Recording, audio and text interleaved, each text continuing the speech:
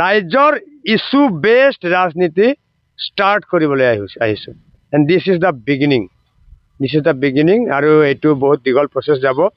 আমি not only in Bhergaon, গোটেই অসমৰে ৰাজনীতিত এক আমূল পৰিৱৰ্তনৰ আৰম্ভণি কৰিবলৈ ওলাইছোঁ। গতিকে আমাৰ যি দল, আমাৰ যি টিম, মই ইলেকশ্যন খেলা নাই, ইয়াত আমি ইলেকশ্যন খেলিছোঁ, ভেৰগাঁওবাসী ৰাইজে ইলেকশ্যন খেলিছে। আৰু আপোনালোকে একেবাৰে নিশ্চিত থাকক, ইয়াৰ পিছৰ পৰা প্ৰত্যেকটা দলেই চেষ্টা কৰিব ৰাইজৰ কাম কৰি ফালেহে ৰাজনীতি যে কৰিব পৰা যায় সেইটো তেওঁলোকে শিক্ষা পাই যাব। ইতিমধ্যে ভেৰগাঁৱত ইয়াৰ তীব্ৰ বতাহ বলিছে, পৰিৱৰ্তনৰ তীব্ৰ বতাহ বলিছে।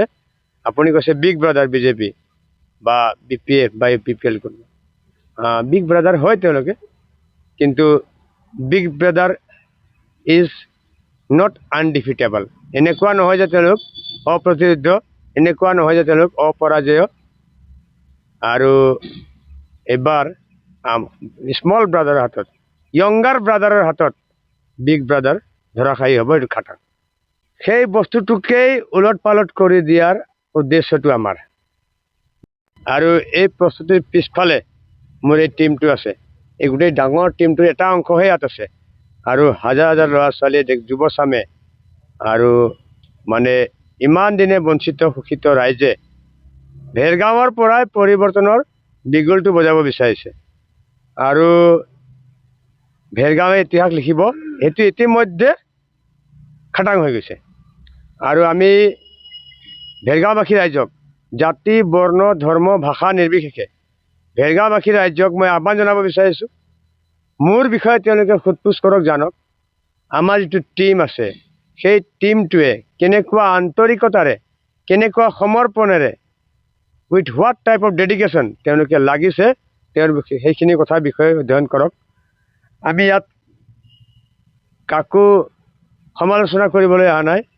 আমি ইয়াত বেয়া ৰাজনীতিক শেষ কৰি, যে যিখিনি টকা পইচা তেওঁলোকে প্ৰলোভন হিচাপে আগবঢ়াই দিয়ে ৰাইজৰ মাজলৈ, সেই টকা পইচাখিনি যে ৰাইজৰে টকা, আৰু ৰাইজৰ পৰা ৰাইজৰ অধিকাৰ মাৰি থৈ দিয়া বৃহৎ এটা অংশৰ, এটা সৰু অংশহে চামুচেৰে দি বেলচা মাৰি নিয়া যিটো প্ৰচেছ ৰাজনৈতিক দলসমূহৰ, সেইটো বস্তুক চেলেঞ্জ কৰিবলৈ আমি আহিছোঁ। আৰু আপোনালোকে নিশ্চিত থাকক, এই বহুত বেছি অহংকাৰী মন্তব্য দিব নিবিচাৰোঁ, অভাৰ কনফিডেঞ্চ হ'ব নিবিচাৰোঁ। চিধা চিধি কথা, ৰাইজে মন বনাই লৈছে, ৰাইজৰ ওপৰত কথা, ৰাইজে ইতিমধ্যে মন বনাই লৈছে ভেৰগাঁৱত পৰিৱৰ্তন হ'ব, খাটাং। আপোনালোকে যে আমাৰ খবৰ খাতি ৰাখি আছে, আপোনালোক সাংবাদিক, গণতন্ত্ৰৰ চতুৰ্থ স্তম্ভ বুলি কয়, আপোনালোকৰ বিৰাট গুৰু দায়িত্ব আছে। কিন্তু ৰাইজৰ ইছ্যুবিলাক, ৰাইজৰ সমস্যাবিলাক কোনে কৈ আছে, কোনে ইমান দিনে সেই সমস্যাৰ লগত জড়িত আছে, সম্পৃক্ত হৈ আছে, সেইটো আপোনালোকে ৰাইজৰ ওচৰলৈ লৈ যাব লাগিব। মেছেজটো লৈ যোৱাত আপোনালোকৰো গুৰুত্বপূৰ্ণ ভূমিকা আমি হাতযোৰ কৰি আহ্বান জনাইছোঁ।